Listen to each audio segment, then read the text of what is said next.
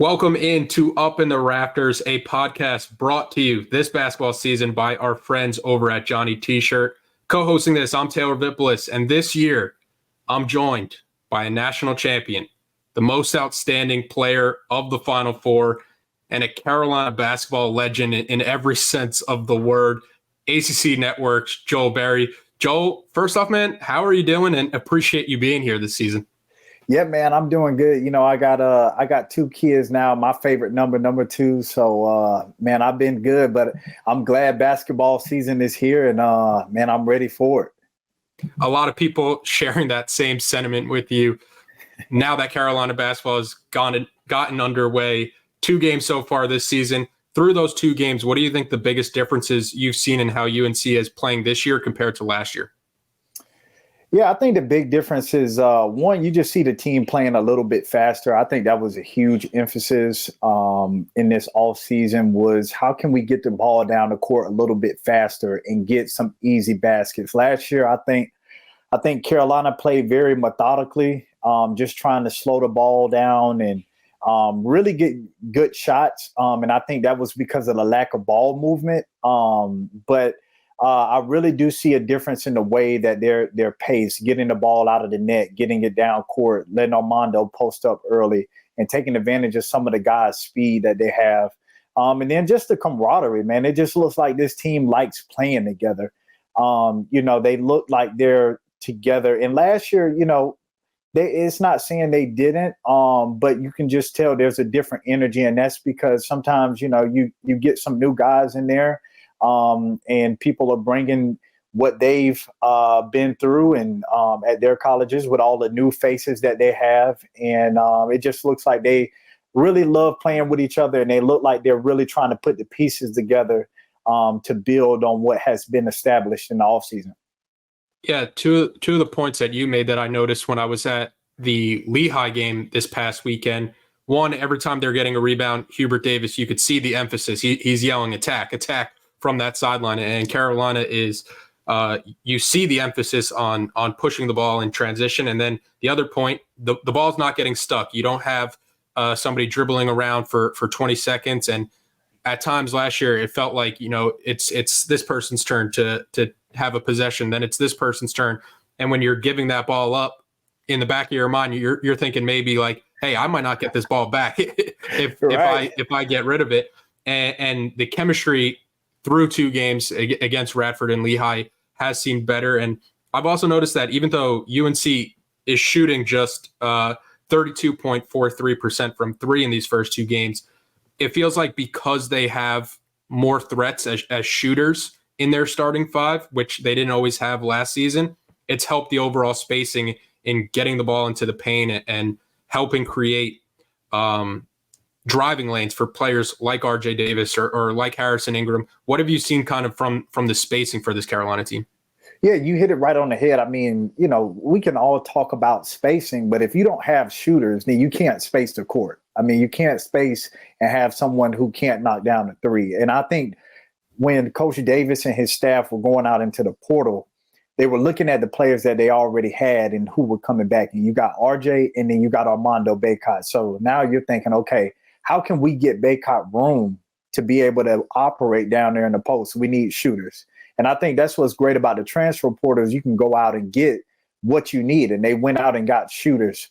And so being able to have that spacing, even though they're only shooting 32% right now, but you see the willingness of being able to get into the paint and have people who can shoot the ball. Now it's just a matter of just knocking it down, which I expect them to do as the season moves along. But, getting into the paint, that's only half of the equation. You have to have shooters to be able to space that defense out, to be able to keep the defense honest.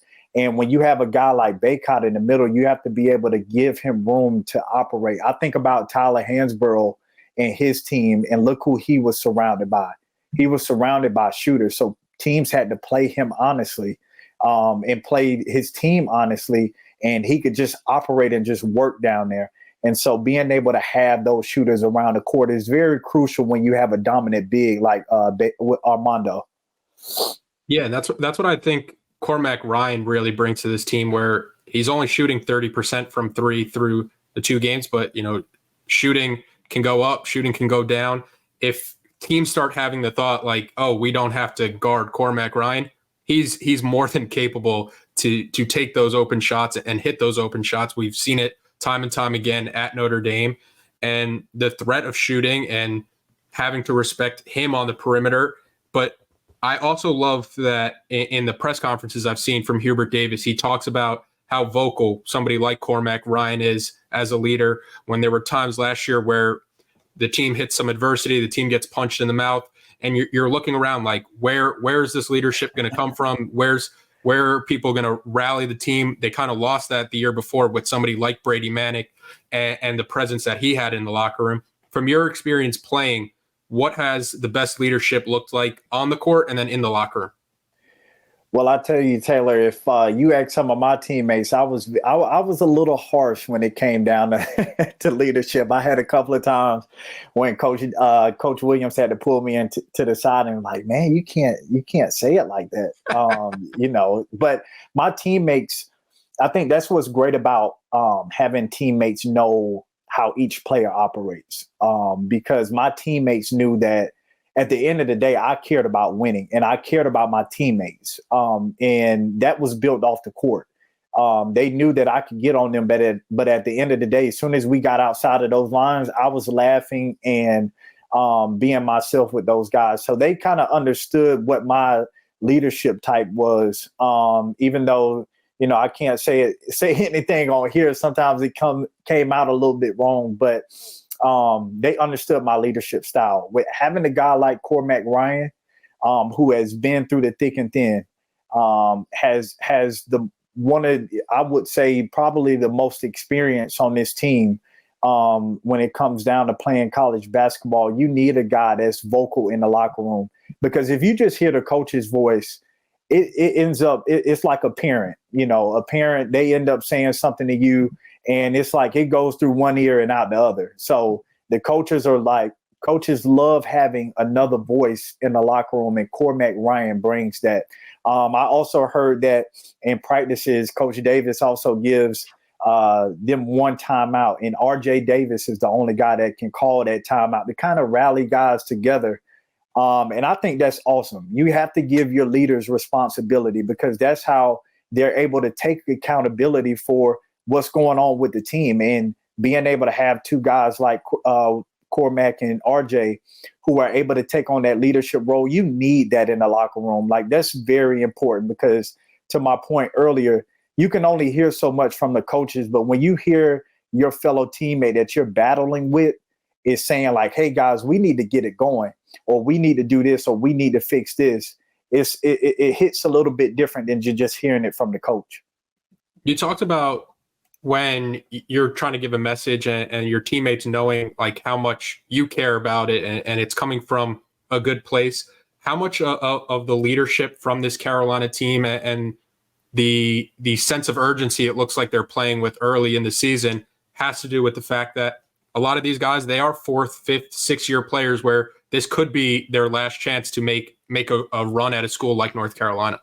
And I think that's what's most important is, one, you have to realize where you are. You're at such a prestigious program, and the front of that jersey means everything. And if you take care of what's on the front of that jersey, what's on the back will be just fine. Everybody will be able to feed off of it. Everyone will be in a good place. But having that type of leadership is very important. And like you said, this is the last run for these guys. It's very emotional for some of these guys. And not only is it just the last run, but you got to think like Cormac Ryan was at Notre Dame. Their seasons didn't turn out the way that they wanted it to be. Harrison Ingram was a former McDonald's All-American. He went to Stanford. It didn't turn out the way that he wanted it to be. So these guys are like, we have a chance to be at a program like North Carolina where we are front and center stage. Let's go out with a bang. Let's go. Let's put on a show. We came here for a reason, and let's put it all together. And I think that's what's most important is they know that this is their last run. They know that they have to put all the chips on the table, and they don't want to regret anything. And so that does give them a little sense of urgency. and just wanting to make sure that they're exhausting every single aspect of their game and everything about this team when it comes down to this season. Yeah, people have talked about the pros and the cons to the transfer portal era in college basketball, but I think you're seeing one of the pros here for this North Carolina team, how quickly you can rebuild a roster. You get Cormac Ryan, you get Paxson Wojcik, you get Harrison Ingram, and you bring in 3 new starters right there, and you have these guys who are in their 4th, 5th, 6th years at the college basketball level between Armando Bacot, RJ Davis, Cormac Ryan. I just mentioned him, Paxson Wojcik. I think he's probably been a surprise for fans from this offseason to when he transfers to North Carolina from Brown to now seeing him in the starting lineup. What do you think goes into the choice from Hubert Davis to start Wojcik to round out this first 5 to start the season? Yeah, I think I know it looks crazy from the outside, but, from the outside, you can say whatever you want to say about it. But those coaches are in practice every single day. They've seen these guys play in the offseason. They know what the camaraderie looks like between each lineups. And that's what we saw here in these first 2 games. A lot of guys being played because the coaching staff is still trying to figure out what lineups work with each other. And I think that's what the coaches are looking at is like, hey, we can start Paxson, let him be around some guys who can create and he can be able to get some wide open 3-point shots, because maybe that's not what he'll be able to do when the second group comes in. So I think just being able to navigate what lineups work best. I think that's why Paxson Wojcik is starting in the lineup, because maybe that's the way that he is able to or the coaches are able to get the most out of his play and what he can do on the court, rather than leaving him off, into the second lineup, and then he kind of gets lost in the mix. So like I said, those coaches, they see, and that's why they like to play a lot of guys in the beginning of the season, so they can see what lineups float better, what matchups flow better. And that's what they're trying to get a feel for. So is that saying that this will last the whole season? Who knows? But it's all about feel, and it's all about how can these guys work with one another, and how can we maximize each guy's potential and what they can do when we're looking at how we put these lineups together. And I think that's kind of what went into him starting. And when you're looking at the starting lineup, that 5th spot, you have RJ Davis, you have Cormac Ryan, you have Harrison Ingram, and you have Armando Bacot. There really isn't much you need from that 5th spot in terms of production. So if like the guy you're getting in that 5th spot is a shooter in the high 30s from 3 that is going to hustle and beat you with effort, how much of that do you think goes into the choice to start him? And also the fact that he does have a ton of experience, to where when Radford makes a run or when Lehigh makes a run, the group that's out there, it's guys that have been there before and are able to handle any kind of adversity that comes at them. Yeah, that's very important. I mean, you look at KenPom has them 6th in the nation in D1 experience. I think it's like the average is like a little over 3 years. So that's a lot of experience, and that's a recipe for winning, because it's not about when things are easy. It's about the moments when we have to make adjustments. Carolina has to make some lineup changes. You want to be able to have guys that are able to dig their feet in and say, hey, it's time to lock in and let's make a run. And to your point, Paxson is a guy, he's not going to give you much off the dribble. He's a guy that if it was me, and I'm sure the coaches and the players say the same thing, every time we pass it to you, if you're open, don't hesitate, shoot the ball. And I'm sure that's what his role is. And when we talk about roles, I think that's the biggest thing about a coach, is being able to not only define a role for a player, but be able to define a role for the player and the whole team to be able to understand that player's role. And I think Paxson is one of those guys who understands his role. He knows he's out there to shoot the ball. He knows he's out there to hustle. And to be a winning team, you have to have guys accepting what they need to do and what the coaches are asking for them. Because if you have a player who is saying, hey, no, I'm this type of player, and you have the coaching staff saying, no, this is who you are, that's just not going to work out. So being able to have a guy to be able to accept his role, which I'm sure Paxson accepts his role, it's very important. To your point, when you have that many playmakers out there, RJ, Harrison, Armando, we just need a guy to step in and knock down some shots. We'll talk more Carolina basketball in a second, but first I have to remind everybody about Johnny T-Shirt. I was just in Chapel Hill this past weekend. Johnny T-Shirt was the first place I stopped. You could visit them on Franklin Street, or you could visit them online at johnnytshirt.com. Now that basketball season has gotten underway, stop by Johnny T-Shirt. They have all the basketball jerseys, the basketball shirts, the hats. It's getting cold. Get some cold gear. The holidays are coming. Somebody in your life could use some Carolina basketball gear. It's great people, great customer service, and don't forget, Inside Carolina premium subscribers save 10% off their orders. Joel, if there are starting lineup changes, I think the one that people would expect it to be and anticipate it to be is five-star freshman Elliot Cadeau moving into a bigger role with the team. How do you think Cadeau has played so far through 2 games at this level? Yeah, the first game, I think he was, he just had some jitters. As a freshman, you're still trying to learn the system. You're still trying to adjust, and it's not only on the court. Man, you're trying to adjust to just being on your own and being a kid that's finally away from home and trying to navigate to get to class. All of that comes into play. So in the first game, just saw some jitters. Second game, you could kind of see him going. And honestly, I just think it's about the game slowing down for him. Coming out of high school, you're playing against teams that don't necessarily have guys 1 through 5 that can play on the Division I level. Now, when you get to the college level, they're especially playing in the ACC. You got guys that are almost 5 stars, 4 stars from 1 through 5.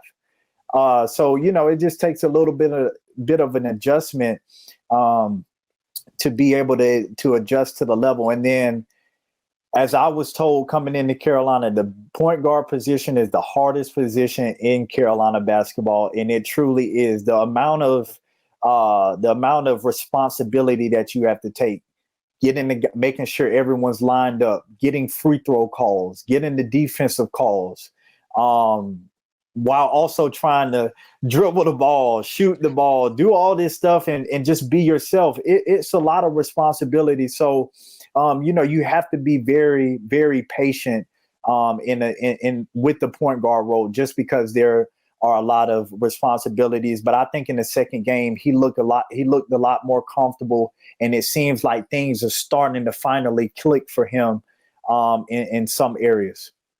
He's gifted passer. That's the thing that kind of jumps out to you when you watch him. Yes. First.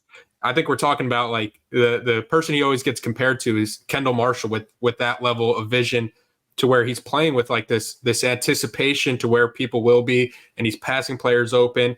There was one in the second half against Lehigh where I think he was driving to the left. He gets 2 people to contest, and like without even looking, he puts it like on his backhand to a big in the post.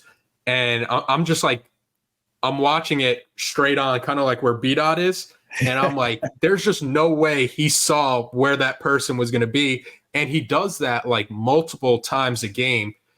And you see the level of IQ that he has as a playmaker or as a distributor at the point guard spot. Is he the player where you think where they are now and where they can be at the end of the season that could change this team's ceiling and the potential the most? I think so. Look, you as a basketball player, you want to be on the court with somebody that just like loves to pass the basketball. I mean, I don't care if you're in a gym outside on the park. When someone is passing the ball, your hands are ready, and you know that at any point this ball could be coming my way. And that's the type of guy that you want to play with. And I think that's what's so great. I don't know which direction they'll go. I don't know if he'll eventually start. I don't know if he'll, continue to come off the bench. But whatever happens, I think that he brings a different type of play than what they had last year. And for a guy that it really benefits is RJ Davis, because RJ is sort of like myself. Like, I was a point guard, but I could also shoot the ball. And sometimes you need to be in that receiving situation where you're not just the one distributing all the time. And I think for Elliot to be able to have that responsibility and be able to come out on the court and bring that different type of dynamics to the game and being able to pass the ball like he does, I think that will bode well for Carolina. And I look forward to seeing those two play together, because it reminds me of Marcus and myself. Marcus was an unbelievable scorer, but he could also pass the ball as well. And so I just think Elliot, man, as he continues to grow and understand the game, we'll be able to really see just the passing ability that he has. But he does just bring a different dynamic in it. And you talk about wanting to play faster. That's a guy that you want to be able to kick the ball ahead and get your offense started. Yeah, fans are going to be excited hearing that comparison to you and Marcus, especially with Marcus back in Chapel Hill and then able to work with Elliot. It was such a good duo for a backcourt, and one of the biggest reasons why you guys had so much success on those teams. As he's making this jump from high school to college, what do you remember most about your jump and how tough it was on the court? And you're going from a spot in high school where you're the guy, the ball's in your hand, 99% of the time, you're the guy that has to make every play, to now you're more in a role where you're not starting and you're trying to figure out how you can help contribute the team and bring the most success to the team to keep expanding your role. Yeah, Taylor, I'm going to just keep it plain and simple. I sucked as a freshman. I really sucked. Like, the beginning of my career was really, really bad. I think I shot more air balls in like a span of a half a season than I did my entire life. So I got off to a rough start. So Elliot is by far doing way better than I was doing. At least he's hitting the rim. So, but it's just a huge adjustment. You're not only, to my point earlier, trying to navigate all the things off the court. You're also trying to understand how to play with just other great players. And I think that's an underrated aspect, is that every guy that is in that starting lineup at some point in their career had the ball 99% of the time. So now how can I adjust my mindset to know that I have guys around me that can score the ball just as good as I can, and maybe even better? And how can I put them in situations to get them a good shot?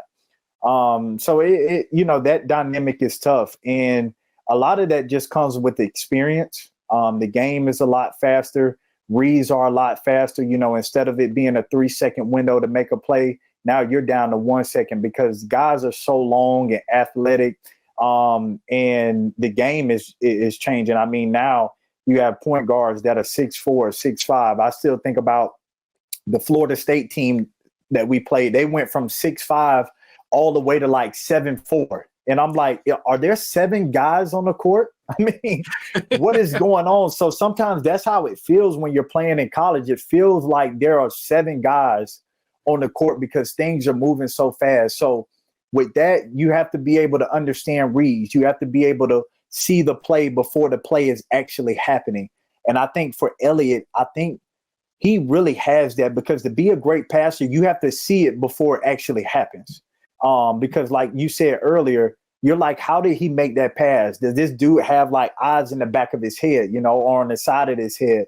And so you have to be able to see that. And I think just a lot of that just comes with experience, being able to sit down and watch film. I think that's when I got my best play towards the latter half of my freshman season, after I got hurt, because I was watching film. I was watching what Coach Williams was saying, that's not a good play. That's a good play. That's not a good play. And that experience just came with time. So just being able to really get with the coaches and being able to break down and look at how fast things are going, I think that will help him a lot. And I'm sure that's what the coaching staff is doing with him to make that transition a little bit easier. Yeah, and the eyes in the back of the head is the best analogy when you're watching him play, because it does feel like that at times. And another thing that has kind of jumped out, we've talked about him here and there in this first podcast, but through 2 games, Harrison Ingram's versatility and what he brings to this team. What have you seen from the Stanford transfer? Yeah, I love Harrison Ingram. I don't know if you noticed, but I've never actually, it's a handful of guys that I've seen that are right-handed. But if I didn't know Harrison Ingram, the way that he goes to his left and palms the ball and finishes, I'm like that. It almost looks fake. So I just think I think it's just that's an underrated aspect of his game, because majority of guys are right-handed. So you have a guy that is dominant right hand, but can go to the left hand like he can. It's just unbelievable. The way that he can finish at the basket, being able to extend, but he just brings so much versatility. We all think about like a Brady Manning. He was like the guy that kind of like twist things and brought a different perspective to the Carolina basketball that was just very different, that Carolina basketball hadn't seen before. A 4-man stepping out, being able to shoot threes like that. I think, a guy that I played with, Luke May, but when you look at Harrison, he is just able to plate make, and will make so many plays out of that 4 spot. And then also, I like how you're able to he's not only able to just make a play from the outside, he can also do like a little Charles Barkley and start backing you down if he doesn't have the drive. And I really think that's something that will make a difference, because he'll be going against guys who he can post up, especially if you put him at that 3 spot. But he can play the 4 spot. He's strong enough to be able to switch and give them switchability 1 through 4. I can keep going on and on about this guy, but he just brings so much, and I look forward to seeing him progress and getting comfortable and being able to make plays. And you can put him all over the floor. You can put him at the point guard spot and run, a pick and roll for him. It's just so many things that this coaching staff can do with him, and I'm excited to see what situations and what places they put him on the floor. Yeah, a lot of excitement with this Carolina basketball team as the season gets underway. Before we wrap up, a big shout out to our friends at Congruity. Congruity is a North Carolina-based national coverage, local presence company with personal support straight from the Tar Heel State. Congruity is empowering small and mid-sized business owners with HR and payroll outsourcing, enabling you to grow your business while they take care of your greatest assets, your people. And they are doing it with top-of-the-line technology and services for every stage of your business's growth with a state-of-the-art online platform. Congruity, they are obsessed with customer service where they become part of your team. They do the heavy lifting, providing essential admin support with a single point of contact and support available on demand with services that are tailor-made for you, transforming your organization. Congruity has helped hundreds of businesses improve and enhance their day-to-day lives, level up your HR capabilities, save money, unlock game-changing growth. Visit congruityhr.com/Tar Heels to learn all about Congruity. Fill out a quick form to be connected to their consultants, and they'll give Inside Carolina listeners or viewers a payroll and HR assessment for free. That's congruityhr.com/Tar Heels, congruityhr.com/Tar Heels. All right, back to the episode. Great first episode. I'm giving you an A+ for this first episode. I appreciate it. I didn't know what direction it was going to go, but man, when we're talking hoops, it's that's right up my alley. So that I'm very comfortable with that. Carolina back in action this week, November 17th. It's a Friday game on the ACC Network against UC Riverside. And we will be back early next week to talk about that game and also preview Battle for Atlantis, because this schedule, I don't know if you've seen the schedule, Joel. It's about to ramp up. It's ramping up quick. But Joel, man, appreciate the time. Appreciate everybody watching and listening, and see you next time. Yes, sir.